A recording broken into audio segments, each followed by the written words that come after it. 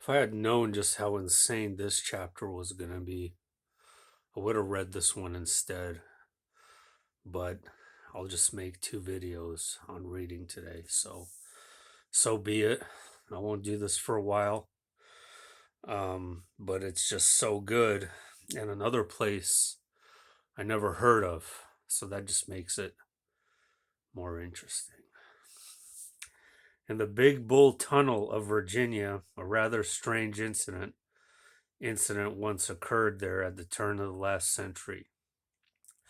A train carrying freight broke down just as it came to the exit of the tunnel. Quickly, one of the trainmen, John Perry, left the engineer and the conductor on board, disembarked from the train, and went back into the tunnel. Raising a flag to alert any other trains coming into the tunnel that there was a broken down train at the exit. When he emerged out of the tunnel, he was ashen and visibly shaking. He told his fellow trainmen that when he'd been inside the tunnel, he heard sounds that no man could stand. The engineer and conductor were baffled by what he meant, and unable to resist their curiosity, they themselves went into the tunnel. Before long, they heard screams of agony and terror inside the tunnel. The sounds were coming from the walls themselves. The bravest of the pair asked aloud what was going on. A voice rang out, "Remove the weight from my body." Then another voice said, "They are drinking my blood." The men craned their eyes, desperately trying to see a gap in the wall of the tunnel through which someone could be shouting. But they only saw solid, thick walls. Their account was later reported in the Pittsburgh Press on August 22nd, 1905. In Massachusetts now, and by the time the Hoosac Tunnel was finished being constructed, it had been dubbed the Bloody Pit, after it had claimed the lives of almost 200 men during the excavation period, and a later gas explosion. Has a rich history of reported alleged unexplained incidents. In 1874, prior to the tunnel being used by any locomotives, a local hunter called Frank Webster disappeared in the vicinity. He was missing for 72 hours despite a massive search through the tunnel and all across the surrounding land.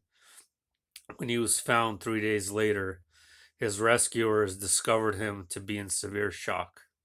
He managed to tell them that voices had ordered him to go into the tunnel.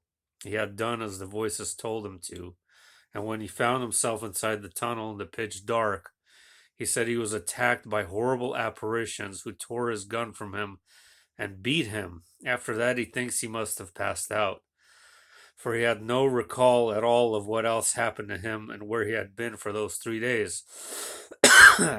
In another incident, an engineer by the name of Kelly was said to have been working underground one day close beside two other men when an explosive accidentally detonated, resulting in his fellow workers becoming buried beneath the pile of rocks. Tragically, they were both killed. By pure luck, Kelly had not been buried, and yet inexplicably he was later found by rescuers strangled to death.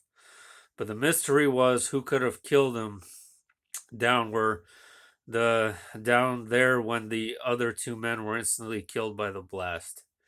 In another strange incident in 1912, according to Joe Derwin of MysteryHills.blog, a foreman by the name of Mr. Cullen was rumored to have killed himself while in the tunnel after suddenly becoming insane and killing two of his co-workers. The bizarre thing about this was that prior to the dreadful incident, there had been no falling out between the men or anything else to account for the cause of a sudden insanity or violence. The men have not been known to have argued then or before, and no one knew the man could have ever understand what might have so unexpectedly and randomly driven him to this act of double murder and suicide.